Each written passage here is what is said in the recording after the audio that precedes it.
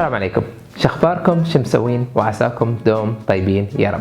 معكم اخوكم محمد الكعبي اللي يتذكرني كنا دائما نتكلم مع بعض في سناب شات وانستغرام عن مواضيع في علم النفس، نحاول من خلالها نفهم ليش احنا نفكر افكار معينه، ليش نتصرف تصرفات معينه، وشلون ممكن نتغلب عليها مع بعض. طبعا هذه اول سلسله من حلقاتنا، طبعا برنامجنا راح يكون اسمه سايكو شو، اتمنى ينال اعجابكم.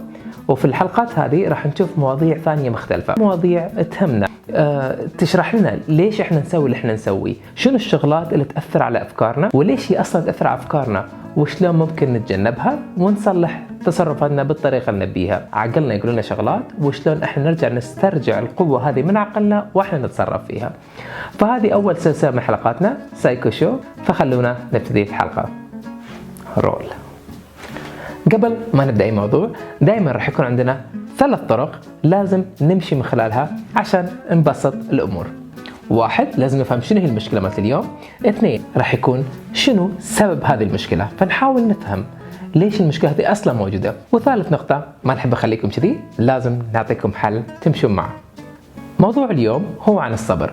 كثير من الناس تشوف الصبر كأنه شيء سيء، شيء انه لازم انا انتظر، ما اقدر انتظر اكثر من كذي. لا تقول لي اوقف طابور، انا مستحيل اوقف طابور. او اذا كنت بالزحمه خلاص الواحد هنا يستخف، تشوفون كل واحد قام يسوق السياره، قام يعصب ويسبون والشغلات هذه كلها، واحنا نستغرب. احنا ممكن نكون مرات ناس رايقه، ولما نحط في موقف نضطر نصبر فيه يطلع منا هذا الوحش الكبير اللي بيدمر كل شيء. ليش الصبر يعد مشكله عند بعض الناس؟ ليش؟ لأن احنا أول شيء بعصر السرعة، وانتم عارفين شلون عصر السرعة صار. كل شيء نبيه الحين، يصير الحين. السفر قبل كان عن طريق الإبل، وكان ياخذ شهور لما شخص يوصل منطقة لمنطقة. كل شيء عندنا صار لازم يصير بسرعة بسرعة بسرعة بسرعة، ما في شيء اسمه وقت، ما في شيء اسمه انتظر. خلاص ما أهل الشغلات كلها راحت. تتذكرون شلون كانت قبل الرسائل؟ خلينا نقول 15 سنة 20 سنة قبل، كان عندنا اللي يطرشون رسائل بالبريد حق بعض، توصل رسالة بعد شهر شهرين 3 شهور، وكان نستانس عليها. الحين كلها عن طريق المسجات. لو واحد طرش رسالة والثاني ما رد عليه، خلينا نقول خلال 5 دقائق ربع ساعة، يلا بالكثير ساعة، على طول الشخص بتحصلونه عصب، قفل، أنا طرشت لك مسج ليش ما رديت علي؟ شفنا الدافع تغير، معنى الصبر ومفهومه تغير. لو شفنا الطفل اليوم وقارناه بطفل ايامنا احنا راح نشوف حتى الفرق. احنا كان عندنا برنامجين نشوفهم من ناحيه الرسوم، مره الصبح مره كانت العصر، وكنا ماشيين على النمط هذا. اما اطفال اليوم مع اليوتيوب، نتفليكس وغيرها من القنوات والقواعد التلفزيونيه، صاروا يتفرجون على كل شيء بالدقيقه اللي يبونها 24 ساعه، ويختارونهم شو يشوفون. احنا طبعا على حظ من كان في التلفزيون يقول لك هذا جيد نشتري ونعرضه حق الاطفال، خلاص احنا شفناه. فتخيلوا شلون معنى الصبر اختلف عند كل شخص فينا، وشلون هذه الشغله قاعده تنمو وتكبر مع اطفالنا. قيمه الصبر قامت تقل شوي شوي، المفهوم كله تغير. خلونا نفهم ليش. نمشي للمرحله الثانيه. طبعا اسباب مشاكل الصبر كثيره، منها 1، الطريقة اللي احنا كنا نتكلم فيها عن الصبر، شلون احنا نتواصل عن مفهوم الصبر. فتحصل الشخص الكبير يتكلم الشخص الصغير، او شخص تاجر في محل يتكلم مع شخص بيشتري، دائما يقول له اصبر اصبر يا اخي، اصبر شوي اصبر شوي. الطريقة نفسها ما تلقى صورة سلبية نعطيها عن الصبر، فترسخ بذهن الواحد بالطريقة هاي. الشيء الثاني، اغلب الناس يفهمون ان الصبر هو حالة ثابتة، ان مرحلة ان الواحد لازم يتم فيها ثابت وقاعد ناطر. الصبر مو بحالة ثابتة، مو بمعنى ان احنا نصبر ان احنا نتم قاعدين ننتظر شو اللي بيصير بالضبط.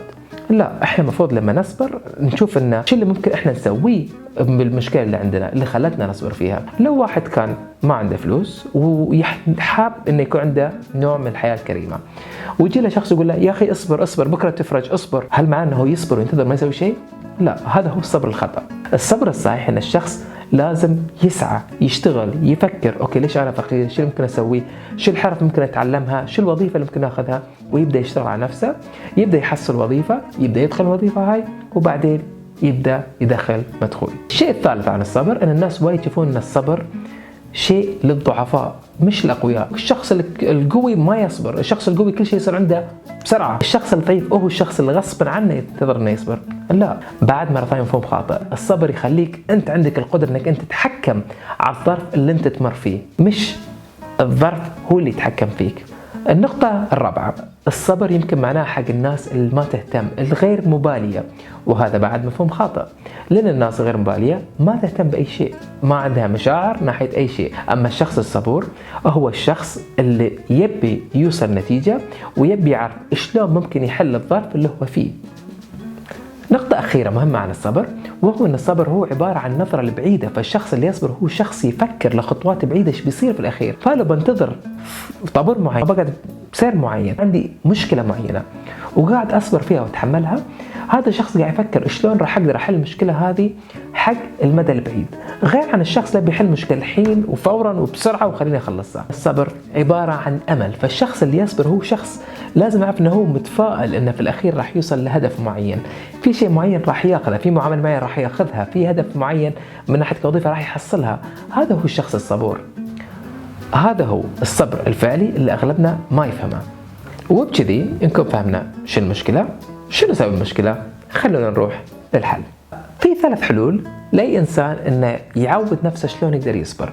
الخطوة الأولى، لازم إن الشخص يكون أكثر تسامح مع الظروف اللي تصير له، لا تخلي الإحباط والاستياء هو يتملكك، أنت تملك الظرف اللي أنت فيه. فحط في بالك لو كنت في زحمة، لو كان لازم تنتظر طابور معين، خليك متسامح مع الموقف وحاول تتفهم الموقف اللي أنت فيه. الخطوة الثانية، لازم يكون عندك خطة حق الأمور هذه لما تمر فيها. لو عندك زحمة معينة تمر فيها، ممكن تسمع كتاب في السيارة. لو أنت قاعد في طابور، افتح كتاب واقرأ. ثالث نقطة وأهم نقطة، اللي هي لازم يكون عندك نوع من الثقة بأن الخطة مالتك هذه راح تصير وراح تطبق. الدراسات استنتجت أن الشخص اللي عارف أنه راح يوصل لهدف معين أو راح يفوز بشيء معين كان أكثر صبرا وتحملا من أي شخص ثاني. الصبر هو اللي يعطينا القوة اللي احنا نحتاجها. نروح للختام.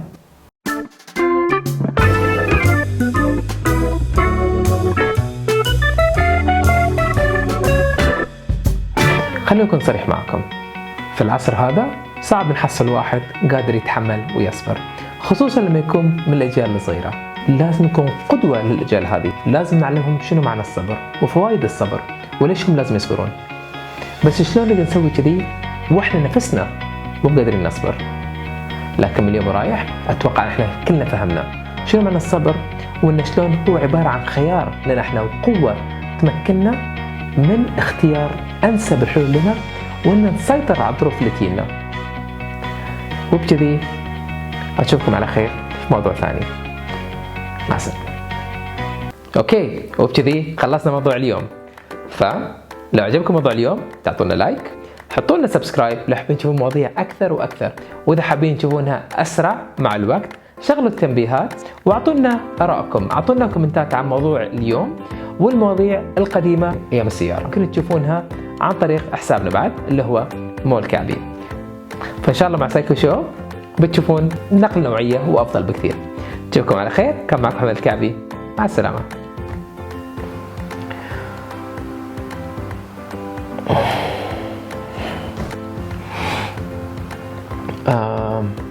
شنو بعد بتقول لهم؟ ليش تروح منك؟ ليش؟ اوكي مرة ثانية.